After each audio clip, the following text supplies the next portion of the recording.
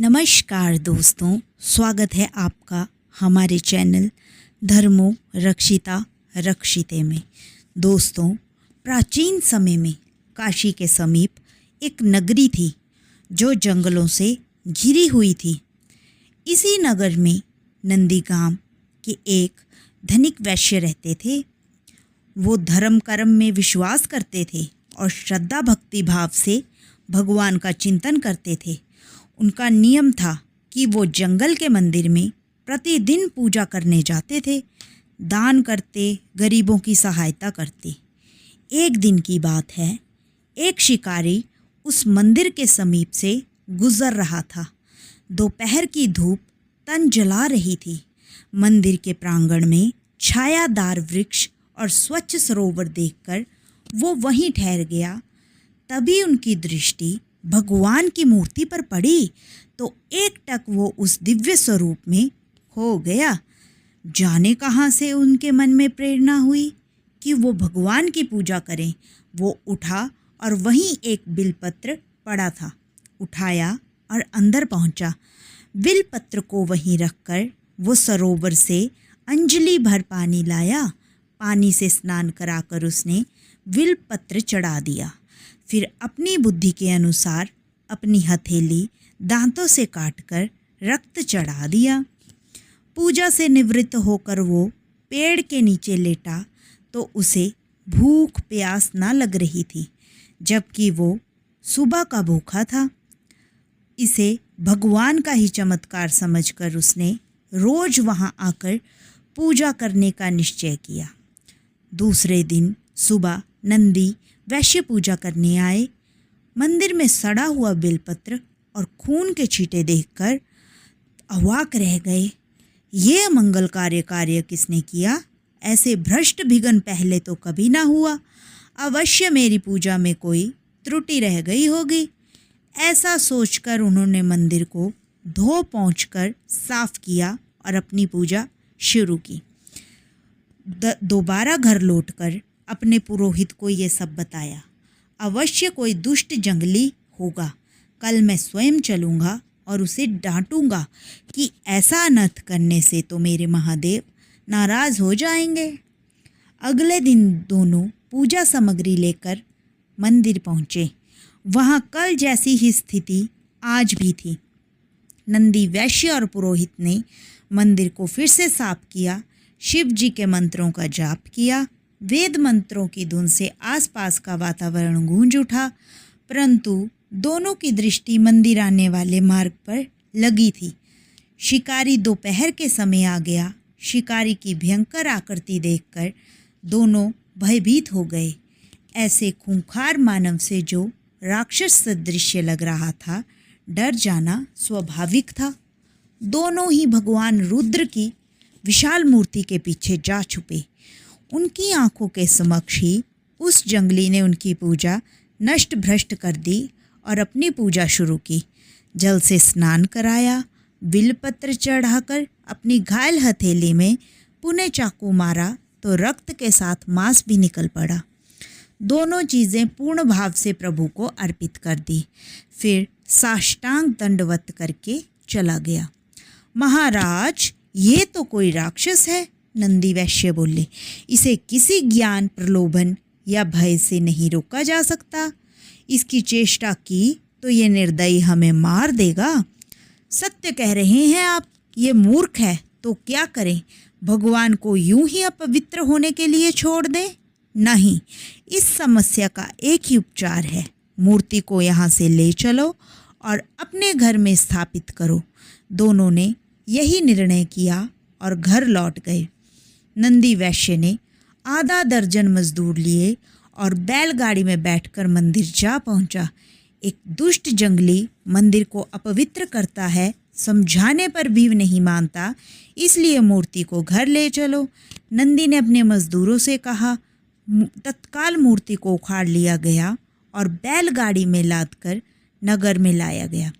नंदी वैश्य ने पूर्ण विधि विधान से मूर्ति को वेद मंत्रोच्चार के साथ अपने घर में स्थापित किया। रात भर मूर्ति के समक्ष भजन कीर्तन होता रहा। दूसरे दिन शिकारी अपनी निर्धारित समय पर पूजा करने पहुंचा तो मूर्ति को वहां ना देखकर सन्न रह गया। हे भगवान, कहाँ गए? लगता है कि आप छुप गए हो। शिकारी ने मंदिर का कोना कोना छान मारा। भगवान वहाँ कहीं भी न थे। वो वहीं बैठकर जोर जोर से रोने लगा। हे शंभो, वो भाव विह्वल होकर रोने लगा। मुझे क्यों त्याग दिया भगवान? मुझसे क्या भूल हो गई जो आप इस तरह मुझे छोड़कर चले गए? मैंने तो कोई अपराध न किया था। यदि भूलवश कोई अपराध हो भी गया तो मुझे क्षमा कर दो मेरे प्रभु। मैं आपकी पूजा के लिए व्याकुल हूँ। भगवान वहाँ होते तब तो उत्तर देते। शिकारी ने उस मूर्ति स्थल को ही भगवान की संज्ञा दी और अपनी पूजा फिर से शुरू की। हे जगन्नाथ, बिना आराध्य के कैसी पूजा? परंतु अब तो मैं विवश हूँ, मेरा आवेग ना रुकेगा। मेरी ये पूजा स्वीकार करो और तत्पश्चात मैं अपने प्राण त्याग दूंगा, क्योंकि बिना स्वामी के दास कैसे जीवित रह सकता है। उसने बिलपत्र और जल चढ़ाकर अपने हाथ से मांस काटकर रक्त सहित उसी स्थान पर समर्पित किया जहाँ मूर्ति थी। फिर सरोवर में स्नान करके अखंड ध्यान में बैठ गया। उसके हृदय में कोई कामना ना थी। दिन प्रतिदिन उसका ध्यान सघन हो रहा था। उसके हृदय में ओम ओम की धुन बज रही थी कि रात की कठिन साधना श्वास से विरत होकर प्राण में पहुंच गई। कैलाशवासी महादेव अपनी समाधि में लीन थे।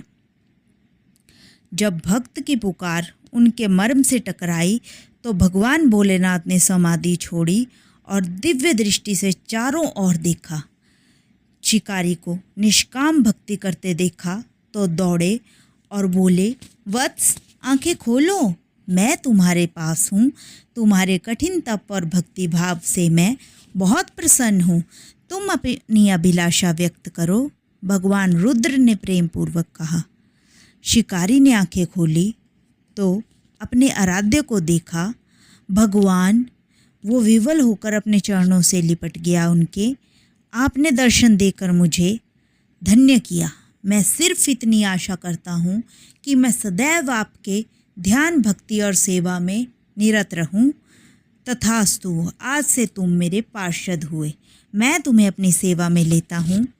शिकारी प्रसन्नता से नाच उठा और उसकी ये दशा देखकर भोले भंडारी भी डमरू बजाने लगे और नाचने लगे। उनका डमरू बजा तो देवी देवताओं ने भी अन्य वाद्य यंत्रों से उस आनंदपूर्ण स्थिति का आनंद बढ़ा दिया। तीनों लोकों में ओम ओम की प्रतिध्वनि बजने लगी। शंख, मृदंग, ढोलक, सुरीली लय से सर्वत्र आनंद उमड़ उठा। शिव भक्तों में तो जैसे ही आनंद की बाढ़ आ गई। चहूँ और बम बोले गुंजायमान हो रहा था। नंदी वैश्य भी अपने घर में बैठे थे। जब उन्होंने सुना कि जंगल वाले मंदिर पर स्वयं देवादिदेव डमरू बजाकर नाच रहे हैं तो वो नंगे पैर दौड़ते आए। मंदिर पर बहुत भीड़ थी। कितना अच्छा दृश्य था। नंदी वैश्य ने शिकारी को भगवान शंकर के साथ नाचते देखा तो वो आश्चर्य के साथ शिकारी के प्रति अपने पूर्व विचारों पर क्षोभ हुआ। मैं कितना अधम हूँ जो भगवान के प्यारे भक्त को अपशब्द कहता है। मैंने ही उसे उसके आराध्य के पूजा ना करने देने का निष्फल प्रयास किया। नंदी वैश्य दौड़कर किरात के चरणों से लिपट गए। हे महात्मा, मेरे अपराध क्षमा करो। मैंने ही भगवान की मूर्ति ले जाने का अपराध किया। मैं अधम हूँ, मुझे क्षमा करो। उठो मेरे प्रेम रख। किरात ने नंदी को उठाया। तुम्हारी कृपा से ही तो मुझे जैसी अबुद्धि को भगवान के दर्शन हुए। मैं तुम्हारा ऋणी हूँ। तुम महान हो भक्त, तुम्हारी भक्ति श्रेष्ठ है। अब तुम ही मेरा उद्धार कर सकते हो। मैं तुम्हारी शरण में हूँ। शिकारी ने भोलेनाथ के समक्ष प्रस्तुत किया। हे महाकाल, भोलेनाथ ने कहा, ये कौन है? मैं इसे नहीं पहचानता। नाथ, ये आपके परम भक्त हैं, प्रतिदिन आपकी पूजा करते हैं। मुझे स्मरण नहीं। मुझे तो केवल तुम ही याद हो। तुम ही मेरे प्रेमी हो। मैं तो उनका मित्र हूँ जो निष्काम हृदय से मेरा सुमिरन करते हैं। हे जगत पिता, मैं आपका भक्त हूँ और आप मेरे गुरु हैं, मित्र हैं। मुझे स्वीकार कीजिए। भक्त की इच्छा भगवान पूर्ण ना करें। भक्त की रात ने नंदी को स्वीकार किया तो भगवान जगन्नाथ कैसे अस्वीकार करते। तथास्तु महादेव ने कहा। नंदी वैश्य प्रसन्नता से प्रभु के चरणों में गिर गए। यही किरात और नंदी वैश्य भगवान के गण नंदी और महाकाल के नाम से प्रसिद्ध हुए। दोस्तों, निष्काम भक्ति में बहुत शक्ति है। भगवान की भक्ति करो तो धन संपत्ति समेत कुछ भी ना मांगो, भगवान की कृपा होगी तो वो सब कुछ दे ही देंगे। दोस्तों, अगर आपको हमारी ये कहानी पसंद आई हो तो हमारी कहानी को लाइक करें, शेयर करें और हमारे चैनल को ज़रूर सब्सक्राइब करें। धन्यवाद। हर हर महादेव।